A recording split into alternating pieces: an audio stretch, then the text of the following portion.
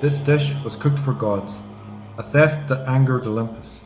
Today, every legendary Greek food goes on trial. One of these was the prize handed to Olympic champions before gold medals existed. The gods ate it on Olympus. Greeks gave it to the fastest man. Every souvlaki you eat is a 3,000-year-old con. Achilles served this to his guests during the Trojan War. But we get the meat because of Prometheus. Humans kept the prize. Souvlaki, divine theft, Varvakios, Athens' central market. The souvlaki here isn't just sold, it's defended. Watch what happens when that meat hits the grill.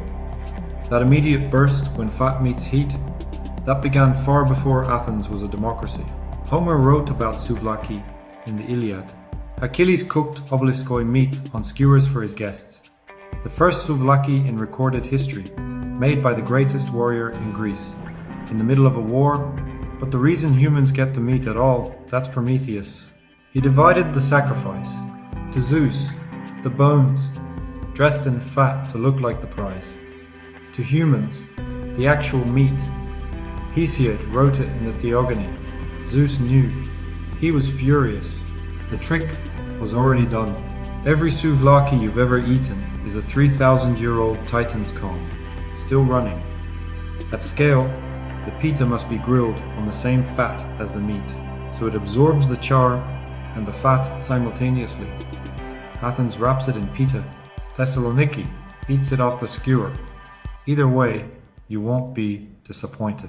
Plaka, the oldest inhabited neighborhood in Athens. This taverna has been serving moussaka for longer than most countries have had street addresses.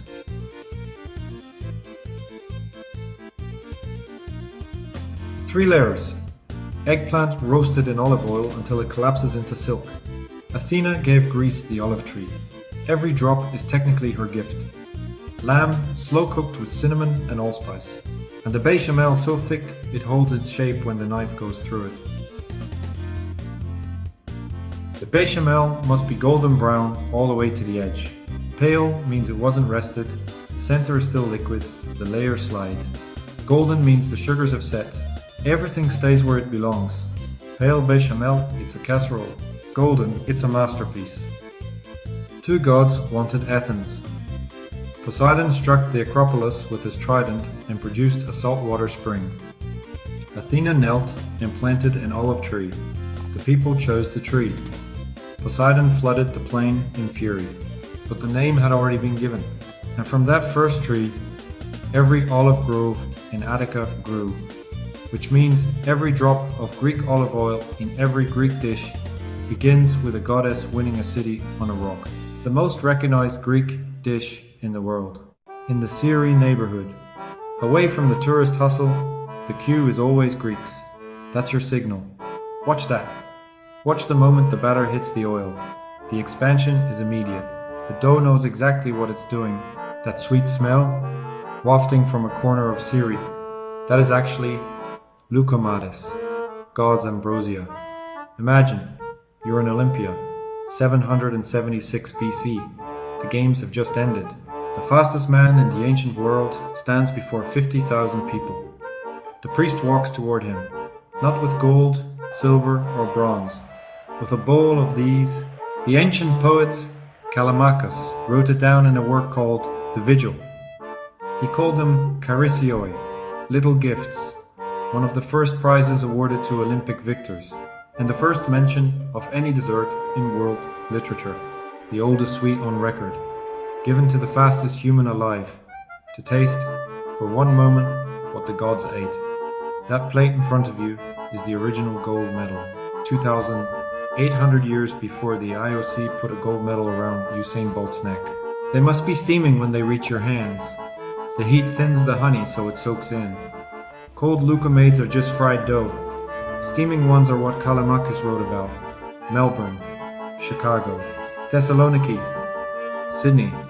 Same recipe, same two ingredients. If your family still makes these, drop a comment. Tell me where in the world you're eating the god's ambrosia tonight. In ancient Greece, every victory, every harvest, every prayer answered was marked with a lamb on a spit over an altar fire. The fat and bones were burned so the smoke could rise. The meat went to the people, a shared feast in the name of the gods. The lamb changed meaning when Christianity arrived, but the fire never moved. The same smoke has been rising from Greek fires for thousands of years. Watch the fat drip, that's where the smoke flavor lives. Ancient Greeks believed the best animals came from the gods' blessing. The fat render is the proof the animal was worthy. The skin nearest the fire finishes before the rest. Greek uncles eat it standing at the spit. The best bite of the Easter meal never makes it to the table. Greek logic. The only alarm at 4 and you don't resent. The fire your father starts before anyone else is awake. The smell wood smoke and something fatty and sweet that means only Easter. 6 hours of turning, of waiting. When it finally comes off the spit, it's not a meal, it's a reunion. This is Pasteli. Just 2 ingredients. It looks like a vending machine snack. Homer mentioned it in the Iliad and the Odyssey. Herodotus described it as sweet cakes of sesame and honey. Greek warriors carried it into battle at Troy. The ancient name was Yttrium, the world's first energy bar, long before anyone put protein on a label. Warriors' fuel, honey the god's food, made mortal, sesame the seed of life. Together the closest a human warrior could eat to what Olympus ate before charging the walls of Troy. And you can buy the exact same bar at any Greek deli in Melbourne, on the counter next to the register, exactly where the Spartans left it. In Greek island wedding traditions, the bride and groom still share pasteli, honey for love, sesame for new life. It was Homeric before it was romantic. This is Dakos, Crete's most elemental dish. Barley rusk twice baked until it's almost stone, soaked in olive oil until it softens, crushed tomato. The traditional cheese used was mizithra, wild oregano. No mythology, no divine story, no god claimed it. But Crete is where Zeus was born, and the Minoans who lived there 4,000 years ago, the oldest civilization in Europe, ate barley, olive oil and wild herbs. Dakos isn't a mythological dish, it's something rarer. It is the closest food we have to what a god actually ate. Some things don't need a myth, they are the myth.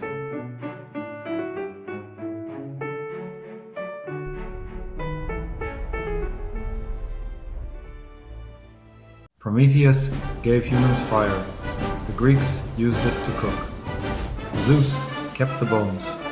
The Greeks kept the meat and turned it into one of the world's most delicious cuisines.